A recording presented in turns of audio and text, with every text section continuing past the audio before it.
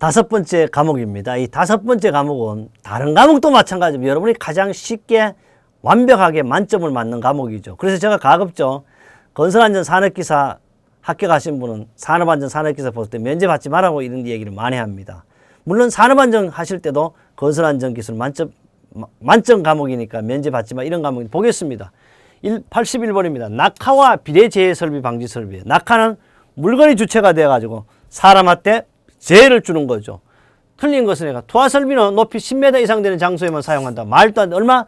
바로 우리 1과목에서 투하 설비는 3m라고 얘기했어. 틀렸어요. 바로 여러분 볼 필요도 없어요. 투하 설비 이용을 충분히 겹쳐 설치하고요. 투하 입구 부근에 적정한 낙하 방지 설비 설치해야 돼요. 물체 투하 시는 반드시 옆 앞에 뒤에 또는 감시인을 반드시 해야 됩니다. 던지면 안 되니까. 바로 투하 설비는 3m고요. 이렇게 그림으로도 여러분에게 표시했고 반드시 뭐가 있어야 된다? 감시인이 있어야 된다. 이런 것도 해두었습니다.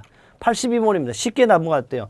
안전난간입니다. 안전난간이 발끝막이판. 이게 참 애매한데 발끝막이판이라 하기도 하고 폭목이라 그래도 되고 발끝막이 바닥면 얼마나 하면 최소 얼마? 10cm죠. 얼마 이상의 높이를 유지해? 10cm 이상 높이를 유지하고 또 얘는 뭐냐 하면 이렇게 10cm니까 여기에 공구 같은 거 떨어지지 않게 하기 사람 발액을 이렇게 하는 걸 말합니다.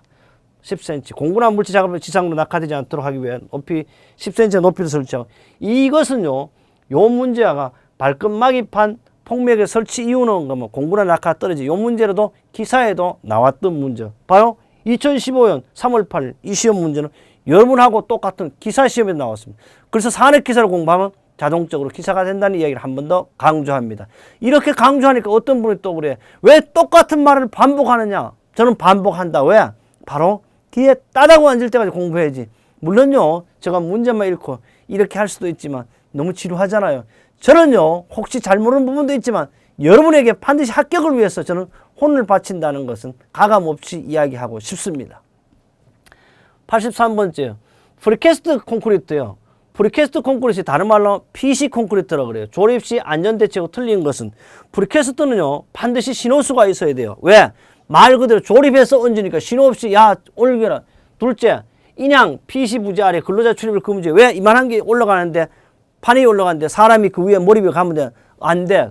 셋째, 크레인에 PC 달아 올린 채 주행한다. 달아 올린 채 주행하면 안 돼. 반드시 상하로만 하는 것을 사실 원칙을 해놨을 거예요. 달아 안 된다. 그 다음에 운전자는 PC 부지를 달아 올린 채 운전대에 이탈했으면 큰일 나죠. 반드시 운전대는 운전대 안에 있어야 됩니다. 여러분이 이제 운전사 없는 차가 운전된다고 해도 운전사는 앉아 있어야 돼. 지금 우리 지하철 기관사 필요 없어요, 사실. 왜? 그러나 혹시 우리가 위험할까 비상대처를 위해서 지하철 기관사가 앉아 있는 겁니다. 그래요. 84번째 뭐 시스템 비계입니다. 우리 이걸 지금 많이 나왔어요.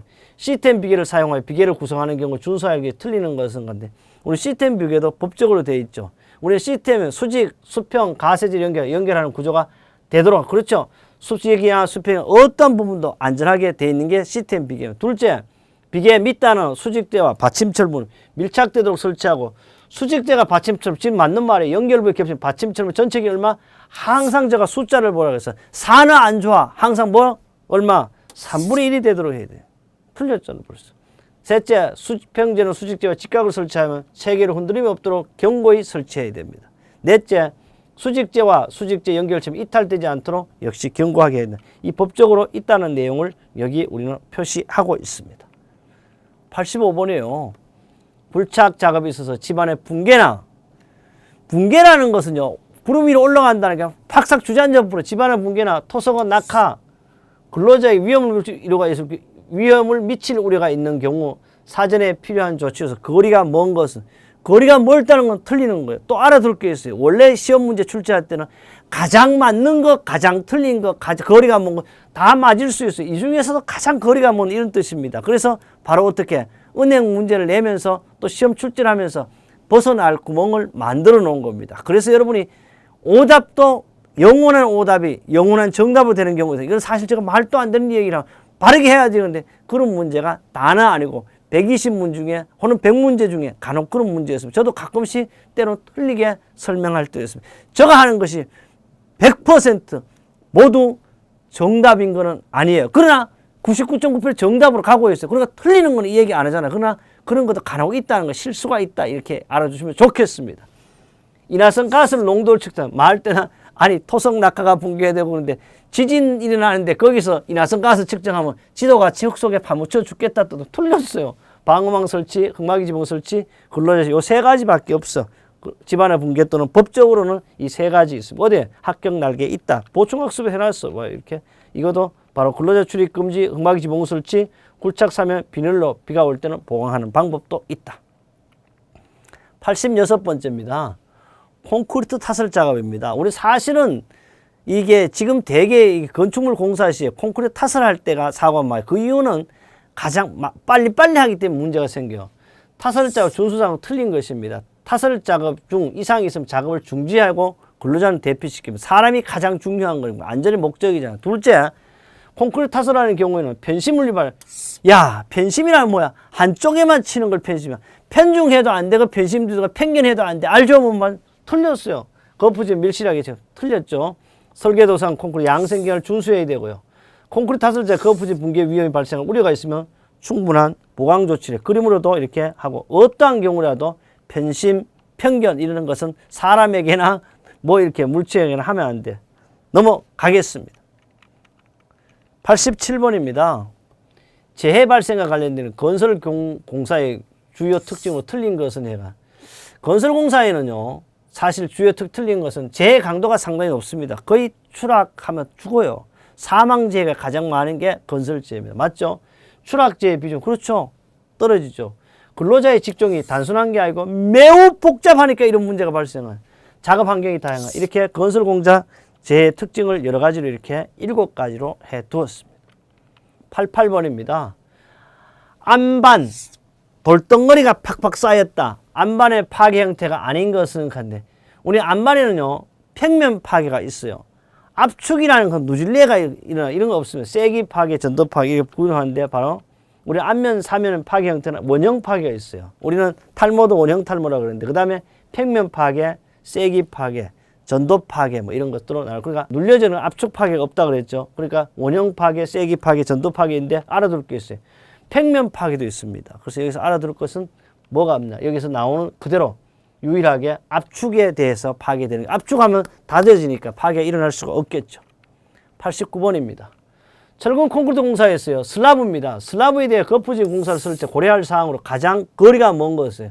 우리 철근 콘크리트에 우리는 거푸집 동박의 슬라브에 작용하는 하중은요. 일종의 철근 콘크리트 고정 하중이라든지 타설 시의 충격 하중이라든지 측압에 의한 하중은 없어요. 작업은 장비의 하중인데 보겠습니다. 연직 방향 하중 혹은 다른 말로 슬라브에 의한 하중은 콘크리트 고정 하중, 타설 시 뭐예요? 총 하중, 작업원 등의 작업 하중으로 나눌 수 있고요. 그 다음에 연직 하중을 계산하는 방법도 있습니다. 고정 하중과 할 하중인데 다시 상세하게 분류하면 이렇게 할 수 있다. 90번입니다. 강간비계예요. 강간비계 뭐예요? 파이프에 첫 번째 지장은 설치 기준은 얼마냐면 지상으로부터 항상 얼마? 우리는 수락의 높이 기준 얼마 한다? 2m. 뭐 이거는 잘 아는 거죠. 역시 그림으로도 표시했습니다. 관련 법규로도 이렇게 상당히 강간비계의 구조에 대해서 우리 첫 번째 얼마? 2m 이하로 한다는 걸 표시해 두었습니다. 또 여러 가지 강간을 2개로 뭉갤 때는 31m를 기준으로 한다. 이런 것도 그림으로 나타냈고요. 91번째네요. 비계의 높이가 2m 이상인 작업 장소에 설치. 작업 발판을 최소 보고 특별한 말이 없으면 무조건 작업 발판을 보고 얼마 한다? 여기 있어요. 얼마? 40cm 이상. 틈은 얼마? 3cm 이하. 역시 작업 발판의 구조에 대해서도 상세하게 40cm 이상 그림으로도 표시를 했고요. 틈도 3cm 이렇게 모든 것을 다 동원시켜서 여러분의 합격을 위해서 만들었습니다. 92번입니다. 철골 구조물의 건립 순서예요. 철골 구조물의 건립 순서 기회가 일반적인 주의사항으로 틀린 것은 첫째, 현장 건립 순서와 공장 제작 순서를 반드시 일치시켜야 돼요. 둘째, 건립기계 작업방의 진행 방법에 조립 순서를 결정하고요. 셋째, 건립 중 가볼트 체결 가급적 길게 뭐야 가볼트는 안 하는 게 좋은데 어쩔 수 없었는데 길게 하면 돼. 가장 짧게 하고 가장 안정되게 틀렸어요. 연속 기동서 2개 이상 세우면 기동사에 보도 동시에 설치하고 기둥서에 보도 동시에 설치하도록 해야 됩니다. 그래서 철골 설립 계획 시에 가볼트 체계는 가급적 짧으면 짧을수록 좋다. 이게 건립 순서 계획 시에 일반적인 주의사항을 모두 동원시켰습니다. 93번입니다. 흙의 동상이 뭐예요? 흙이 어는 겁니다. 흑을 동상할 방지 대책으로 틀린 거 첫째, 흑은요 동결되지 않는 흑으로 취하는, 그러니까 흑이 얼면 흑이 안 되는 걸 바꿔보면 돼요. 잘 맞죠. 둘째, 흑 속에 단열 열이 나게 하면 되죠. 셋째, 지표흑을 화학약품으로 처리할 수도 있어요. 넷째, 세립토 자잘한 거는 어려운데 세립토 모관수 상승을 촉진하면 말이 안 되어 있잖아. 배수구를 설치하고요. 동결시 상부를 비동결. 여기서 세립토는 어떻게 잘 얼게 한다. 그런 말이 있나면 틀렸어요. 그래서 답은 몇 번? 4번 되겠습니다. 94번입니다. 비계에 대해서 계속말. 강간비계 구조에서 비계기둥간의 적재하중은 어떠한 경우 몇 킬로? 400kg 이하로 한다는 거. 여기 참 있죠. 이거는 합격날이 있지만 우리 2012년 3월 8일 역시 똑같은 문제 90번에도 이런 것이 거의 비슷하게 나왔죠. 95번입니다. 이거는 우리 실기 작업형 필담에도 항상 나오는 거죠. 철골 작업 시에 작업을 중지해 기후 조건 기준으로 오르는 것은 내가 첫째 바람이냐 눈이냐 비만 하게 돼. 풍속은 초당 10m/s 이상 맞네요. 강우량 비는 시간당 1mm 이상. 그 다음에 강설량은 시간당 1cm 이상. 맞는 말이에요. 그래요. 답은 1번 나왔고요. 여기 다 해놨어요. 풍속은 초당 10m, 강우량은 1mm, 강설량은 1cm. 비, 눈, 바람이 심하면 어떻게 해? 이런 기준이 됐을 때 뭐 한다? 작업을 중지한다. 그림만 봐도 여러분이 알 수 있게 만들었습니다. 96번입니다. 개착식 굴착 오픈컵. 우리 왜 개착식 사람도 있잖아요. 개복한다 그러잖아요. 배를 여는 거예요. 개착 오픈컵에서 여는 거예요. 개측기와 거리가 먼 것은 우리는 개착식 굴착 공사에는요. 수위계가 있어야 되고요. 경사계에서 응력계에서 내공 변이계 이런 것은 사용하지 않습니다. 이런 자체도 존재하죠. 그래서 오픈컵 개착 굴착 기기는 계측기기는 수위, 경사, 응력, 변형, 하중, 토합, 치막에 요 내용은 작업형에도 잘 나옵니다. 97번입니다. 달비계, 달려가는 거요. 달비계 높이 5m 이상 비계를 조립할 때 변경하는 작업 시 해체, 변경, 조립, 해체, 변경 시 작업 틀린 것은 근로자가 관리감독제 지휘에 따라 작업하는 당연하죠. 밑에서 딱 이렇게 해라 저렇게. 둘째, 비나 눈 그 밖 기상상태 불안정한 날씨가 몹시 나쁜 경우에는 그 작업을 중지하거나 하지 말아야 돼. 비계재료 연기 해체 작업 경우는 폭 20cm 이상을 발표할 수 알아야 돼요. 반드시 달비계나 비계나 높이가 위로 가면 바로 5m 이상일 때 얼마? 40cm가 아니고 20cm라는 거. 그 다음에 스레트 지붕이나 썬라인은 30cm라 꼭 기억합니다. 넷째, 강간비계 또는 통나무 조립하는 그 외줄로 구성하는 거 원칙. 외줄 되나? 달비계인데 달려고 하는데 외줄 되면 어떻게 하게 되겠어? 반드시 떨어지겠죠. 답은 4번입니다. 여기 해놨어요. 우리가 안전 담당자인데 이거 이제 관리 감독자를 좀 바꿨으면 좋겠고요. 조립 해체 범위를 결정 이런 내용들로 만들어 주었습니다. 여러 가지 할 수 있는 내용을 다 만들었습니다. 98번째요. 양중기, 크레인, 이동식 거리, 리프트, 곤다라, 승강기를 우리 양중기라고 하는데 와이로프, 달기기구, 안전계수 기준으로 옳은 것이요.